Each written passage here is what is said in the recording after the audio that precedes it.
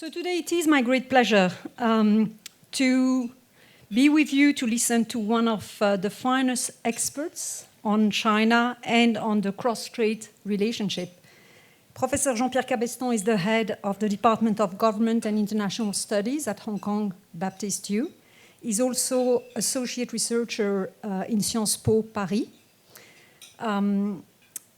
He wrote extensively on China and on Taiwan. And since Taiwan is the topic of the day, I'll only mention some of the most recent ones. China-Taiwan, is war conceivable? Another one called Outside Security of Taiwan Against China's Threat. And the most recent one, published in English, is called Political Changes in Taiwan under Ma Ying-Jeou. There is a copy here. Unfortunately, it's not available, but I'm sure good bookshop could get it for you. Anyway, there won't be any question too difficult for Jean-Pierre.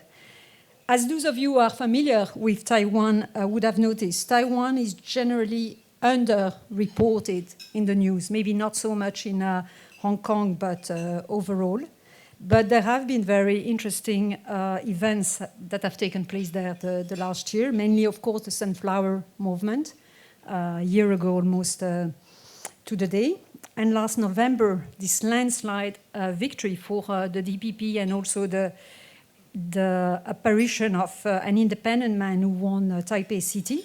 And then just yesterday, President Xi Jinping, who was calling for high vigilance against advocates of independence for the island. So all these fascinating developments that Jean-Pierre Cabestan is going to tell us more about. So please welcome Professor Jean-Pierre Cabestan. Thank you.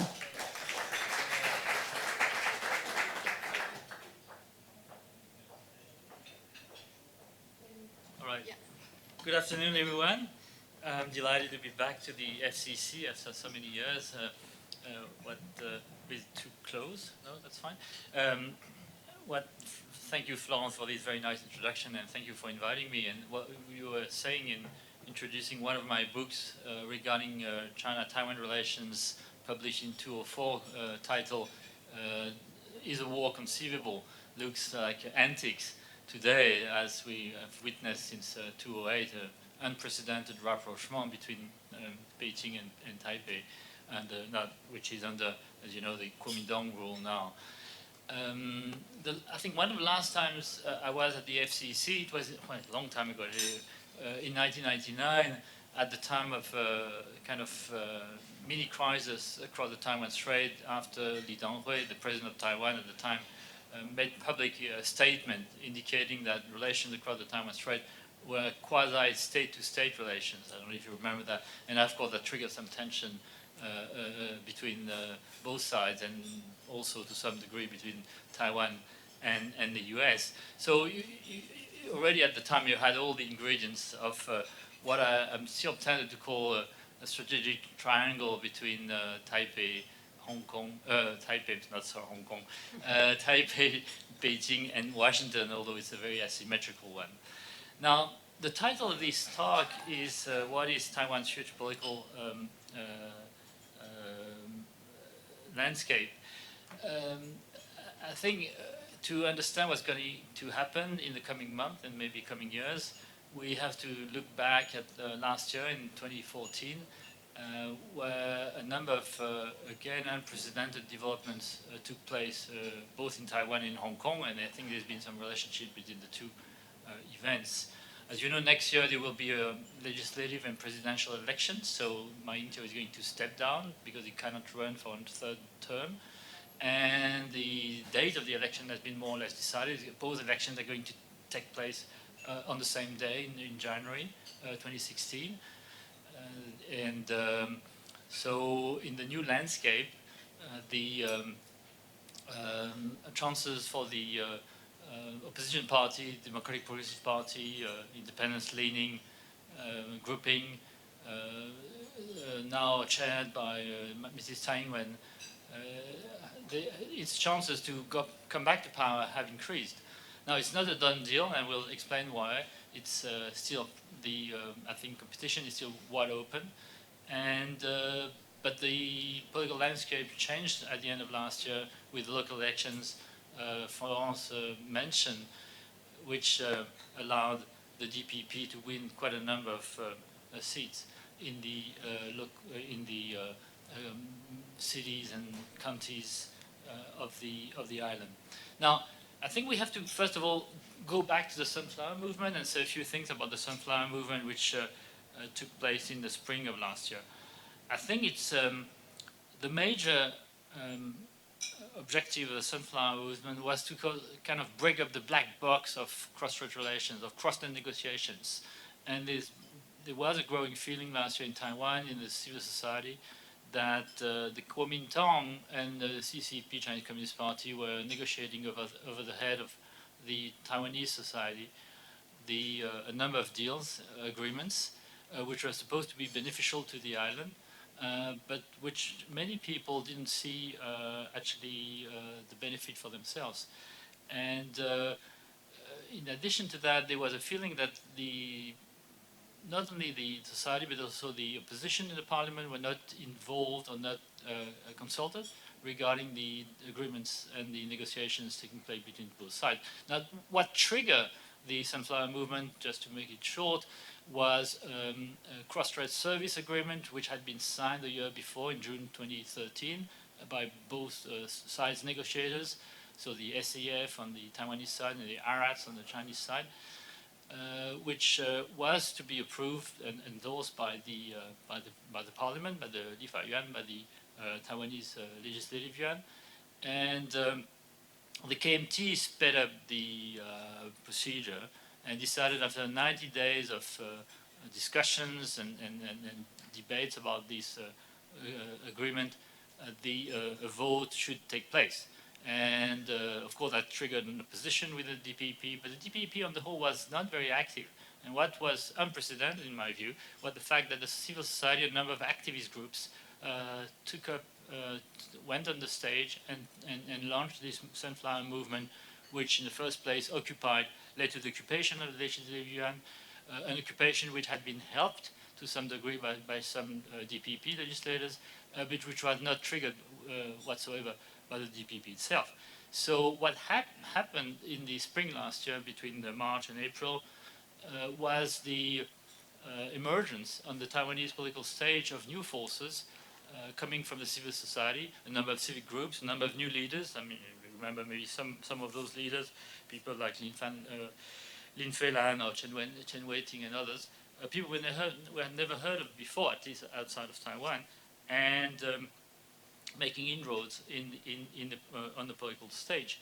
Now, one of the reasons well, there are a number of reasons why the movement sort of, first of all, remained on the whole rather peaceful, except for one exception, when some of the activists wanted to take control of the seat of the government, the executive yuan. But apart from that, I think the mainstream of the movement was pretty peaceful, and so one of the reasons it was peaceful, I think, it was the fact that the KMT was itself divided, and that Wang Jinping, the Speaker of the Parliament, decided to prevent the police from trying to regain control of the Parliament by force. And as a result, I think some negotiation took place, and eventually there was, with the help of Wang Jinping being a mediator between the government controlled by Ma Ying-Jeou, President Ma Ying-Jeou, but also his Prime Minister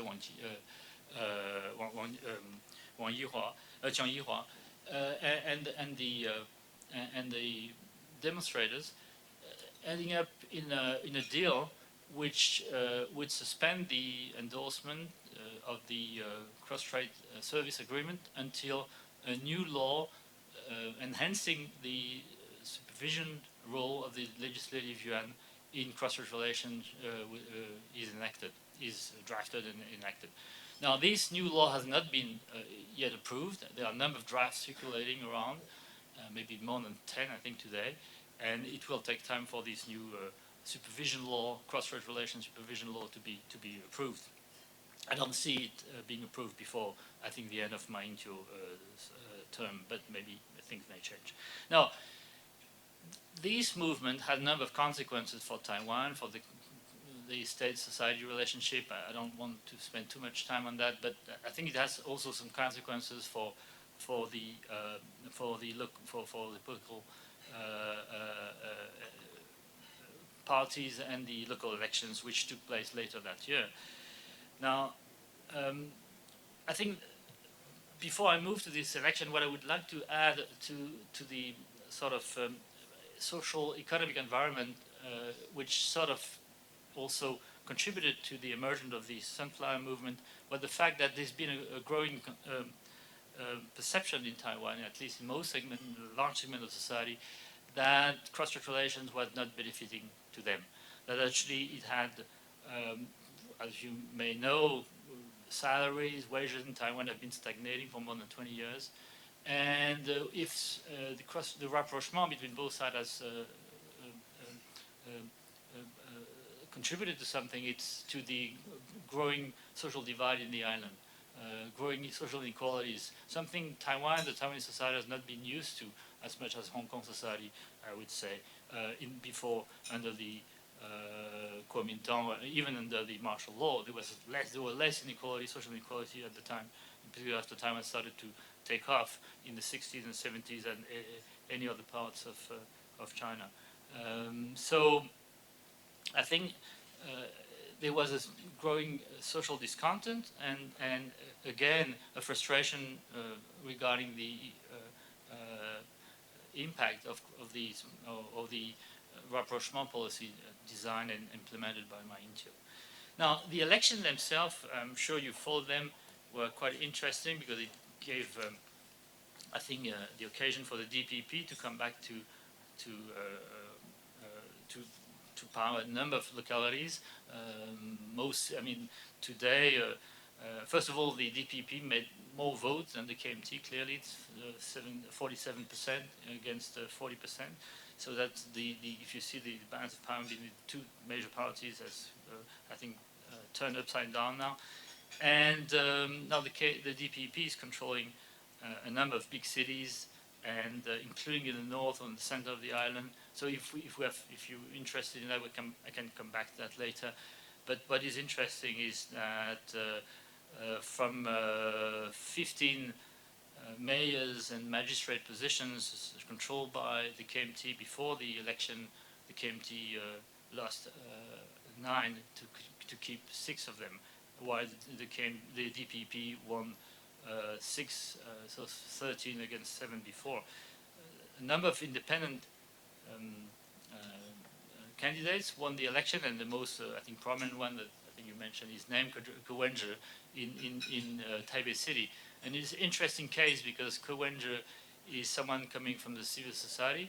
He was supported by the DPP, but he's not close to the DPP. He wants to go beyond the unification, independence divide.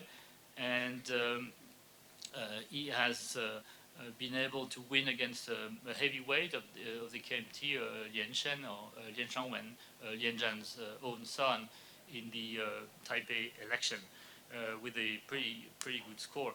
So I think it showed that in cities like Taipei, which is on the whole a pretty blue city, I would say, so more Kuomintang than DPP, and for the DPP it's very hard to win in Taipei City without having a three-way election.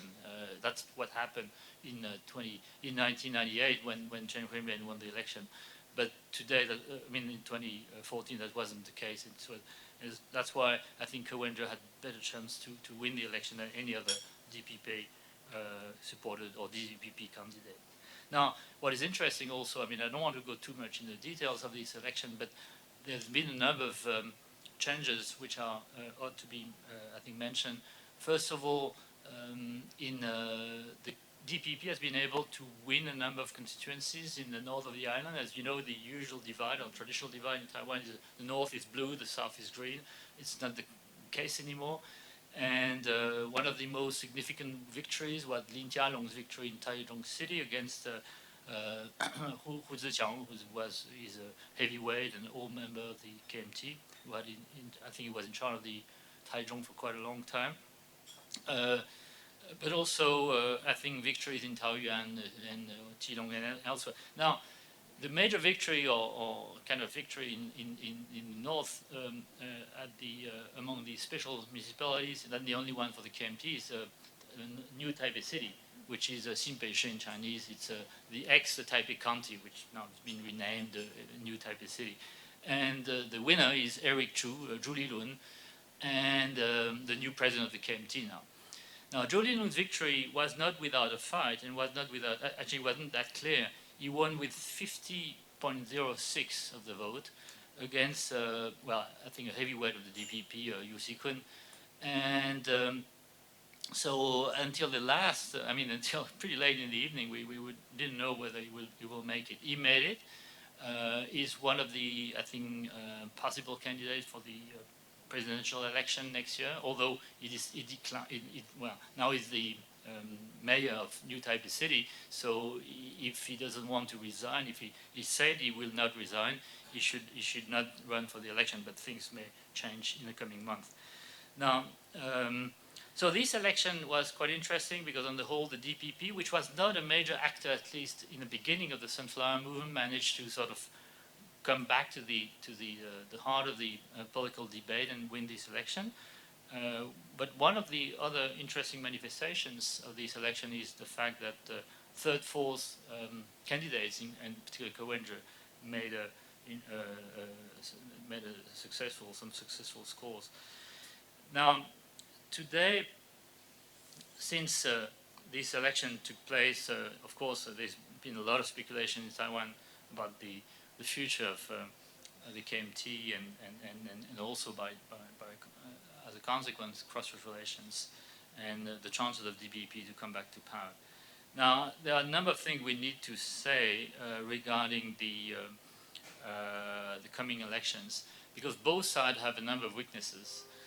And if you take, first of all, the example of Tsai Ing-wen, who is the head of the chairwoman of the Democratic Progressive Party, the DPP, she is a charismatic woman, she's a charismatic leader, but she's an outsider in the DPP. She doesn't have a strong political base in the DPP. She's been re-elected chairwoman of the DPP, I would say, by default, because no other candidate could really make a difference and help the DPP stay together and win the next election. Now, the question for her is to, first of all, to keep the DPP behind her, and in addition to win the presidency, to win as more seats in the parliament. And that's one of the big risks for the DPP, is that, again, if she's elected president in January next year, we're going to have a divided government with the legislative yuan still controlled by the KMT. And that's what happened from 2000 to 2008. That didn't help Chen Shui-bian whatsoever, as you remember. And that may sort of convince a number of voters in Taiwan to think twice before voting for her next year. So that's something we have to bear in mind. Now, a third factor, of course, is how she's, and that's going to be a very important considerations both for her but also for the US and for China, is how is she going to deal with China? How is she going to keep the cross-strait relations stable and moving forward? As you know, the DPP has never endorsed what China and the KMT call the 92 consensus, according to which there is one China, but distinct or different interpretations, or China doesn't get into the definition of one China.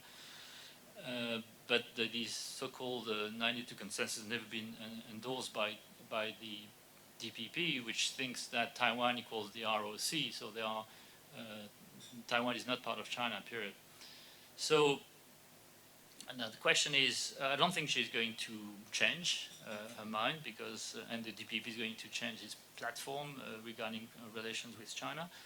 But at the same time, I don't think they will rock the boat too much, because they want to make sure that the US will remain on its side.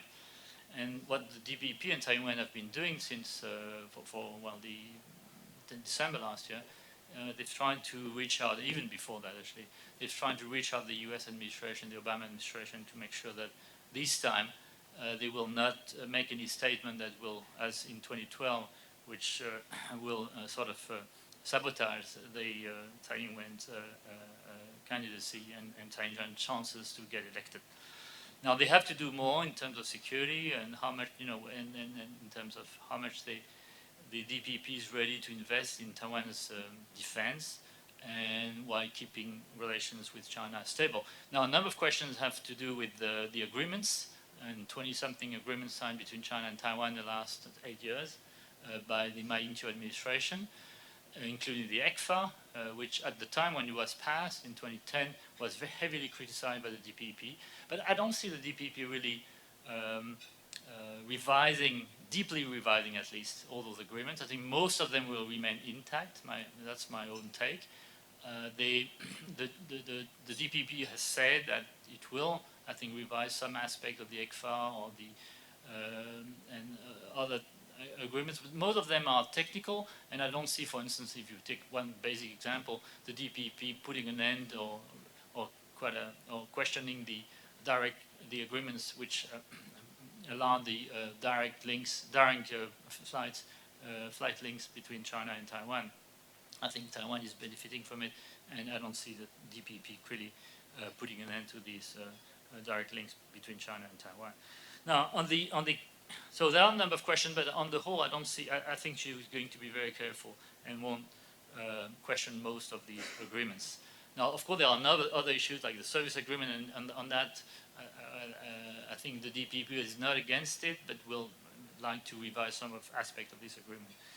Now, on the KMT side, it's a very strange situation because you have a very kind of lame duck president, Ma Ying-Jeou, who's been, well, as you know, according to opinion polls, his popularity is very low. He has regained a bit, but not very much. The KMT is divided now, clearly, since Ma Ying-Jeou ceded the chairmanship to Eric Zhu Lun. Now, Zhu Lun, as you know, is trying to, which is from a political point of view pretty sensible, take his distance from Ma Ying-Jeou and trying to show that he will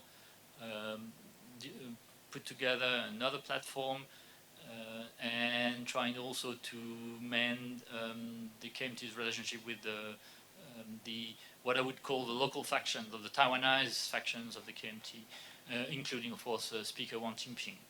As you know, he decided a few days ago, I think, not to continue to put an end to the legal dispute between the KMT and Wang Jinping. Ma Ying-Jeou wanted to expel Wang Jinping from the party, but there is a law in Taiwan which sort of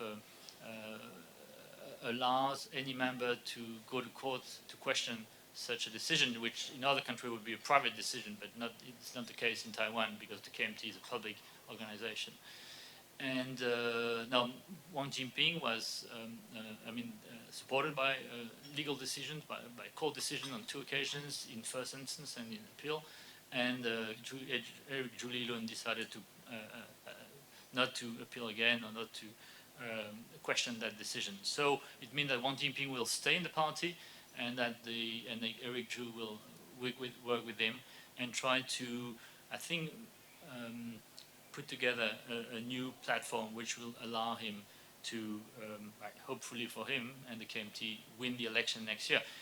I don't think we have to dismiss his candidacy. I think we have to take him very seriously. He's a popular politician in Taiwan because of his family connections, and he can win a number of green votes or light green votes, and so it's not a done deal for Taiwan. Now, finally, we'll see. We still have a year to go, and again, well, I'm sort of preempting the fact that, or forecasting that he will run. For the time being, he's not an official candidate. The candidates are, well, among the possible candidates, you have Vice President Wu Tunyi, but I don't see him really having a chance. And other candidates may come out, but again, he seems to be the only potential candidate able to save the KMT from being forced to opposition. Now, he may calculate, if he sees these chances being too weak, he may calculate that for him it's better to wait until 2020 before running for presidency and let Taiwan being president for 1 term and then coming back to power. I mean, if you're a politician, you have to make that kind of calculation. He's a smart guy, and he may eventually decide that. But we'll see. I mean, my hunch is he will run, but there are a number of course, arguments for the time being to suppose that he won't. Now, finally, because I think we have to conclude, and be too long. I think there are a number of things I would like to say regarding the role of the U.S. And the place of Taiwan in U.S.-China relations. I think the Obama administration, I think the last thing the Obama administration is to see the Taiwan being added up to the list of frictions of difficulties with China. It's still a problem for China, of course. Arms sales to Taiwan, by the U.S. arms sales to Taiwan are still a problem. But as you know, what is quite ironic is the fact that China, since 2008, heavily criticized the Obama administration every time it decided to sell weapons or military equipment to Taiwan, but never ever criticized Ma Ying-Jeou for buying them, which is quite an ironic situation. But that's part of the game. And now, clearly, the U.S. is aware of the fact that the KMT administration and Ma Ying-Jeou has reached what I mentioned in the summary, a kind of plateau, and is not willing to go beyond that. He's not willing to, to start political talks with China, because he sees that those political talks as too costly from a political point of view, both for him and for the KMT. And so the only issues on which he will be ready to move forward as technical agreements like the service agreement and other kinds of agreements.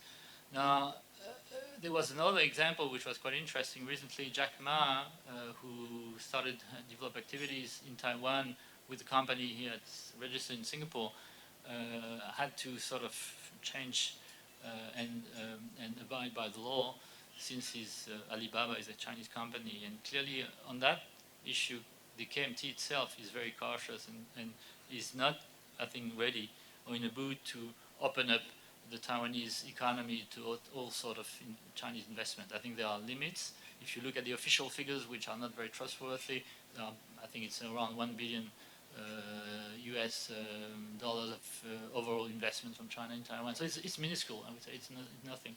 It may be higher, but still, I feel I see in the KMT and even more in the DPP a willingness to try to control or limit at least Chinese investment in Taiwan. So I think there's been a number of areas where Taiwan have benefited, and I should mention the tourist industry, which has in 2013, the tourism has benefited a lot to Taiwan in the 13 billion US, I think, and.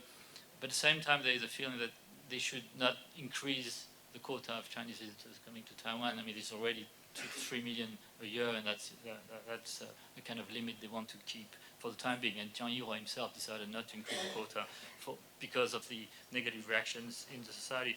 So now there are some concerns, and we can maybe talk more about that in the Q&A, is that the growing influence of Chinese of China in Taiwan, including in the media, in the business community, which is of course more and more dependent on China for making money, and that already had an impact in 2012 on the election, when you saw a number of so-called green entrepreneurs like the Evergreen chairman clearly supporting Ma Ying-Jeou. So for Taiwan, it's going to be hard to try to sort of neutralize or reassure those business people in order to win the election. But clearly the society and the voters last year have shown that there is a potential for the DPP to come to power. So the game is open, but I think we're going to see a new Taiwan next year. Thank you for your attention.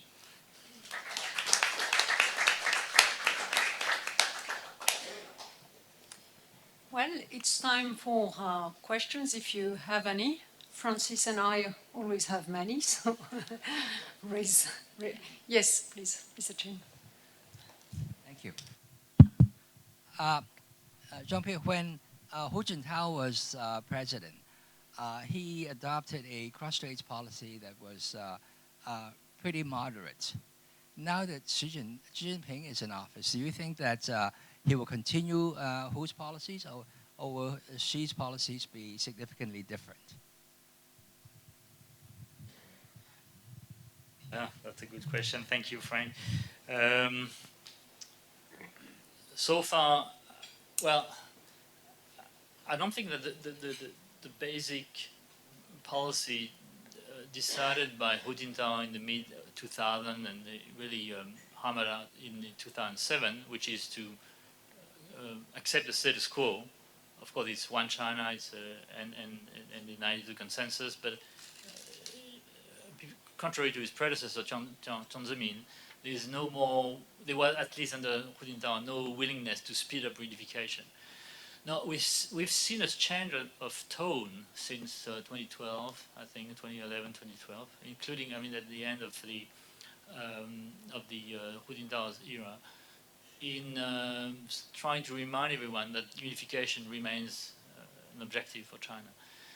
And what Florence quoted before my talk regarding, which indicates that Xi Jinping clearly would like to prevent pro-independent forces from gaining too much influence in Taiwan, is also indicative of that concern.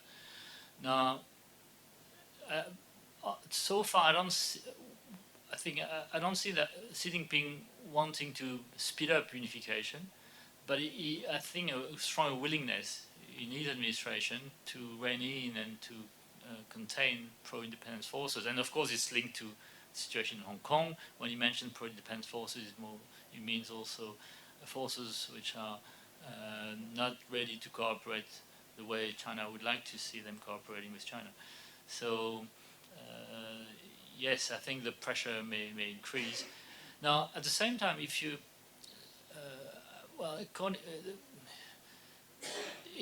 among experts in China, there's already a sense that if Tsai Ing-wen is elected, that won't be the end of the world. It will be easier, actually, not as hard, I would say, to deal with Tsai Ing-wen than with Chen Shui-bian. Chen Shui-bian, they had a rough ride to some degree, and with Tsai Ing-wen, they're less anxious, at least among experts.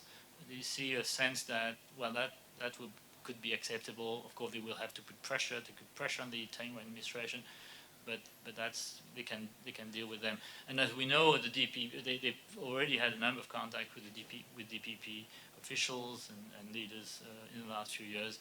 So at least there's more communication between both sides, in the DPP and the Beijing authorities than before. So that may help as well. So I hope I Can I just squeeze in a small follow-up question on this? How much of Chen Shui-bian is a liability now to DPP for Tsai Ing-wen? Well, people in Taiwan may disagree with me, but I think he's out for good. I don't think he will make a comeback. But I may be wrong. You never know in politics. You know, as long as you're alive, and he may be willing. But I think to answer your question, I think he's a liability in Tsai Ing-wen. She made a number of very clear statements when he was prosecuted, and he was sentenced to jail in 2008. And of course, it was not to the liking of everyone in the DPP. As you know, some people wanted to protect him, and the people like Yoshikun are closer to him, for instance. But on the whole, I think Tsai Ing-wen is very much aware of the fact that he's a liability, and it's better to keep some distance from him. Okay, great. Another question, please. Could you identify yourself before asking a question? Zach Coleman with Nikkei Asian Review. You spoke earlier about the Sunflower Movement. Did you feel that it had an influence as a political force in the last election last year, and looking toward next year's elections? What will it mean? Okay. Well, thank you for this question, because I didn't have much time to deal with that in my presentation. And here there is some kind of irony or paradox. The fact that, it's one thing to be a civic organization, to be an activist and organizing kind of movement like the Sunflower Movement, or a big demonstration, or the one which took place in late March, 500,000 people in front of the presidential palace. It's another thing to turn those leaders, for those leaders to turn into politicians, professional politicians. Some of them tried to set up parties, political parties, but most of them have been very reluctant to get involved in election politics. So that gave the way, actually, to the DPP to come back and to actually capitalize on the anti-KMT resentment in the society in November last year. So we'll see. I mean, next year, so I've heard that some of them would like to run for election in the legislative year next year, yes, in January next year. But I don't think they will be able to sort of constitute a real third force at the national level. Ko Wen-Je is a good example, and it's a very interesting example. But Taipei is a special place. Again, it's a special city. And there's been a number of independent candidates trying to run in other places, but they haven't been successful, I have to say. And so the way the election system is organized, one-seat constituencies, now since 2005, is not going to benefit a third force. So there is a space, because people are fed, so a number of voters are fed up with the kind of blue-green divide, which is sometimes very caricatural, and in the media is getting nowhere. I mean, people are sort of fed up with watching TV and having blue people fighting against green people, and no independent voice being, heard. But again, it's very hard to become a professional politician. I don't see many of them being seduced by that perspective. They prefer to remain in the public sphere as I would say in the civic movement and remaining activists rather than politicians. I would say most of them. Yeah. Oh, sorry. Yes, we have a question there. Paul, and then yes. Let me go first. Could you characterize the political and the economic relevance of the investments from Taiwanese in China, but also the labor force, the demographics, the people, the Taiwanese who are in China, which is, I think, a very significant part of the population? Well, I didn't mention that because that's the obvious, but I mean, and it's been going on for many years. But you're right. I mean, it's a very important factor in the election, or even for Taiwan's future. We don't know how many Taiwanese live in the mainland. Maybe 1, maybe 2 million Taiwanese. Now, most of them being rather moderate. I mean, I would say, according to estimations, maybe 2/3 of them would vote blue and just 1/3 green. What is interesting is that these growing, even economic integration with China has not prevented the Taiwanese identity from sort of asserting itself. Now, if you look at the latest opinion polls, last year, 57% of the Taiwanese feel they're only Taiwanese, and only 35–36% think they're both Taiwanese and Chinese. People who identify them as Chinese in Taiwan is minimal. It's less than 3%. Now it's 3%. So clearly, the identity is still gaining. I mean, Taiwanese identity, a bit like in Hong Kong in a way, is gaining traction. Well, as in a number of areas in the world, if globalization has the opposite effect, which is to trigger more identical reactions and to strengthen the local identity. So now the big influence, of course, will be on the business community, and how the business community and how the DPP is going to deal with the business community if he wants to come back to power, and if it's elected, how he will deal with the business community in the future. And that's there are long-term trends which for the DPP are hard to sort of not face and deal with, which is on the whole, I think, adopt a more accommodating policy towards China without changing its principles.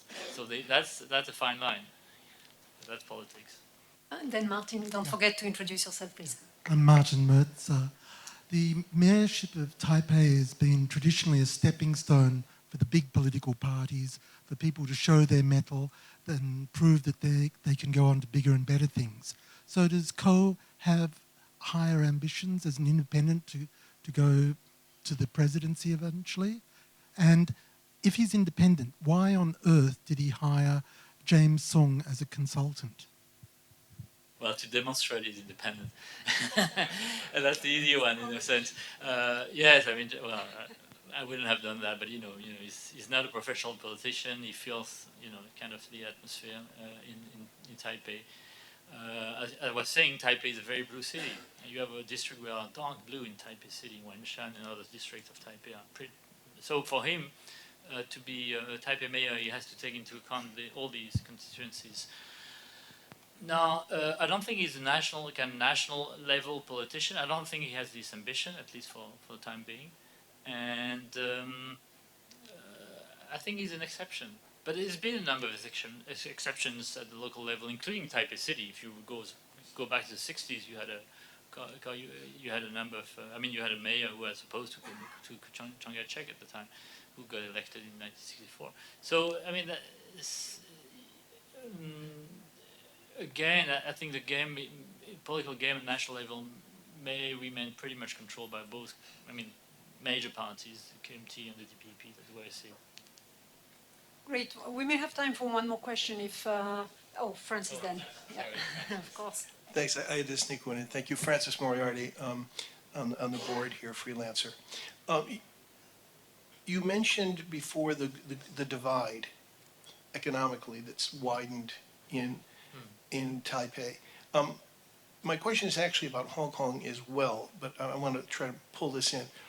We've seen this divide when people voted against the DPP in favor of Ma, many people complained about the economy. It wasn't ideological. It was we were suffering. And maybe these ties will help us. What's happened instead is that there hasn't been any great improvement for people at a lower economic level. And they're unhappy. So when the Sunflower Movement came, we've seen the effect of the Sunflower Movement on Hong Kong. Yep. My question then becomes, what's the effect of Hong Kong and events here on Taiwan? And in terms of the response from China, should we expect them to become even more involved? In fact, is there resistance to any changes on elections here part of saying we're going to stop it in Hong Kong before it goes back across the straits to Taiwan and it just all begins spinning out of control? No, actually, I believe that the umbrella movement in Hong Kong has also contributed to the DPP landslide victory in November. Maybe it's not a major factor, but I think it sort of confirmed the Taiwanese that they better be cautious with China. And in any event, the one country to system formula is not something you're going to buy. Well, they never bought it actually, but I don't think even less now. Now, as you know, there's been some kind of cross-fertilization between the Sunflower Movement and the Umbrella Movement. I'm sure you observed that very carefully here in Hong Kong, so I won't need to go into details. But I think in the longer run, in Taiwan, there's been a growing interest for what's going on here, but at the same time,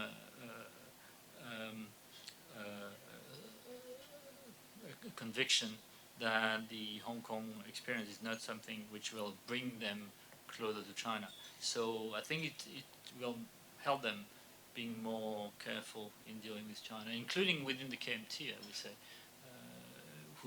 When the KMT came back to power in 2008, there were a number of people who were very optimistic about the political changes that could occur in China. And I think today, with Xi Jinping's in power and the very conservative drive he's imposing on the party, on the country, I think it has an impact on cross-relation, and it has set new limits to any kind of rapprochement between China and Taiwan. So again, Taiwan is democratic and wants to remain democratic, and that's unify the Taiwanese.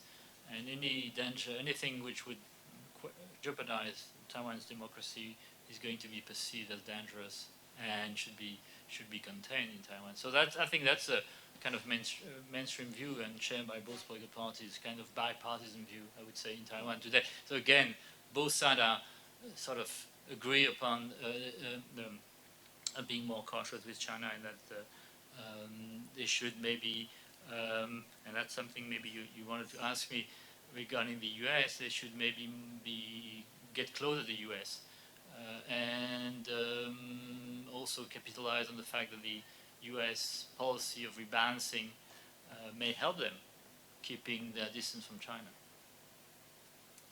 Great. Well, thank you very much. As you know, we make a point of trying to finish on time, so I just have time to thank you all for joining us for this lunch and for your good question, and to Professor Jean-Pierre Cabestan for joining us, and also to congratulate him on his beautiful FCC tie, but we have a new style now.